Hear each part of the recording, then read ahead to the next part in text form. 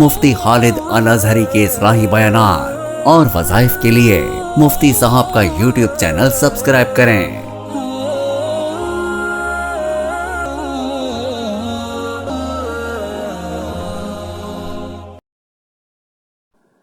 नहमदुहु व नुसल्ली व नुसल्लिमु अला रसूलिहिल करीम, अम्मा बअद फ़अऊज़ु बिल्लाहि मिनश शैतानिर रजीम, बिस्मिल्लाहिर रहमानिर रहीम।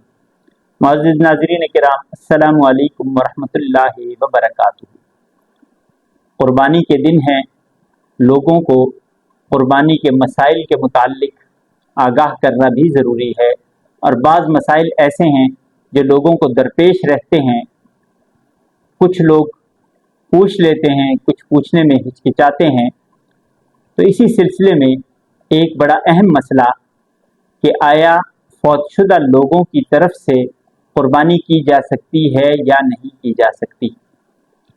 यहाँ दो मसले हैं। पहला मसला ये कि आया फौतशुदा शख्स की तरफ से कुर्बानी की जा सकती है, या आया जो कुर्बानी की जा रही है उसका सवाब फौतशुदा शख्स को पहुंचाया जा सकता है। तो ये दोनों चीज़ें वाज़ेह हैं। अगर कोई शख्स अपने मरहूमीन वालिदैन आबा व अजदाद में से किसी की तरफ से कुर्बानी करना चाहे तो वो कुर्बानी कर सकता है। और अगर ये करे कि कुर्बानी के अंदर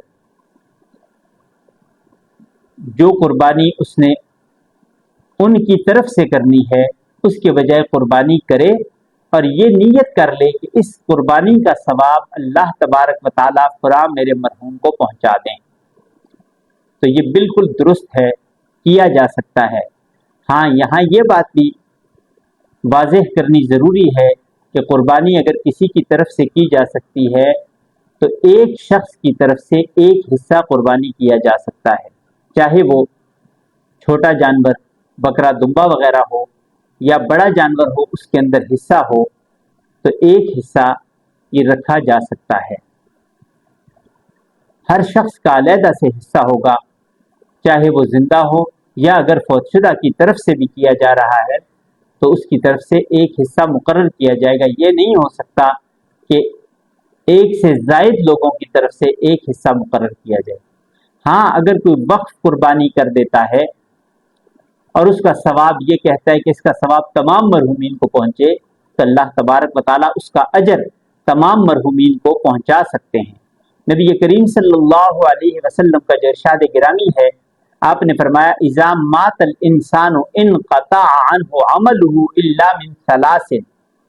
जब इंसान फौत हो जाता है, उसके अमाल का सिलसिला मुनक़ते हो जाता है सिवाय तीन चीज़ों के। उनमें से सबसे पहली चीज़ फरमाया कि ये फौत होने वाला अहले इल्म था, आलिम था, इसने इल्म का सिलसिला आगे बढ़ाया, अपने इल्म को इसने आगे पहुंचाया, पढ़ाया, आगे इल्म को पहुंचाया, शागिर्द बनाए, फिर उनके शागिर्द बने, उनके शागिर्द बने, ये एक लड़ी बन गई। तो जब तक इसका पढ़ाया हुआ एक लफ्ज़ भी चलता रहेगा उस वक्त तक इस पढ़ाने वाले को, इस सिखाने वाले को अल्लाह तबारक व तआला अजर देंगे और अल्लाह इस पे कादिर है।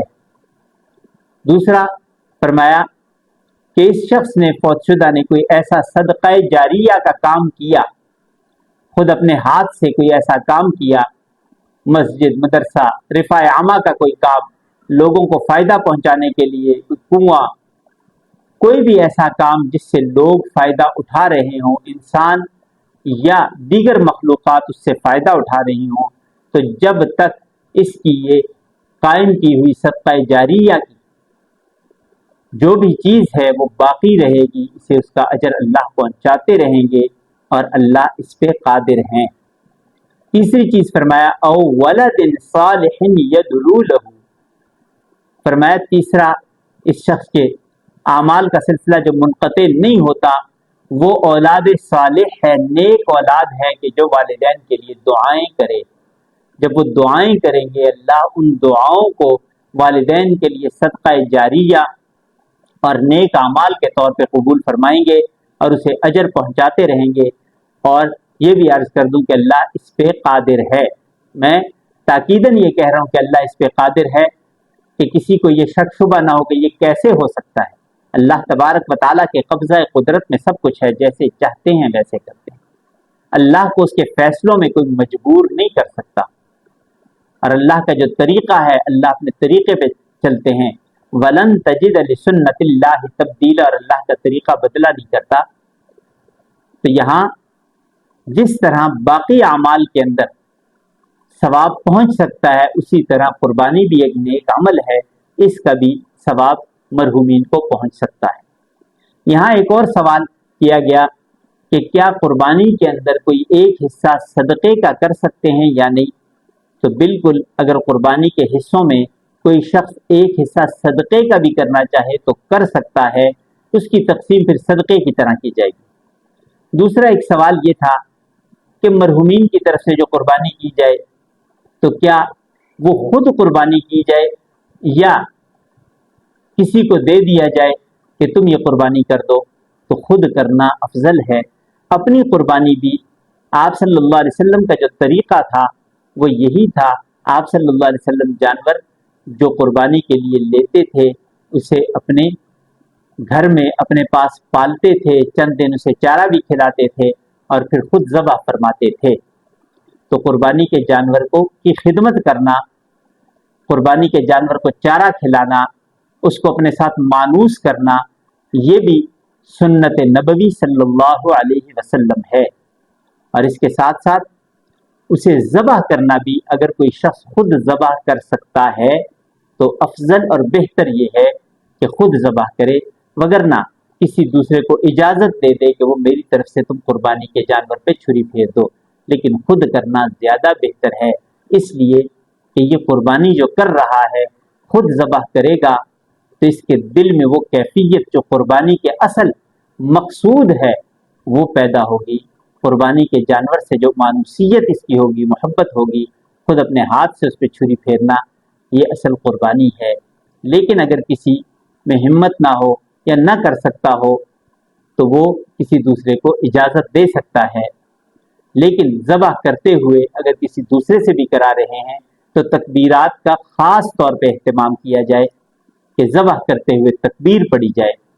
अल्लाह तबारक व ताला हम सब को इन मसाइल के समझने की, इन पर अमल करने की तौफीक नसीब फरमाए। ज़िंदगी बाकी, मुलाकात बाकी। व आखिर दावाना अनिल हम्दुलिल्लाहि रब्बिल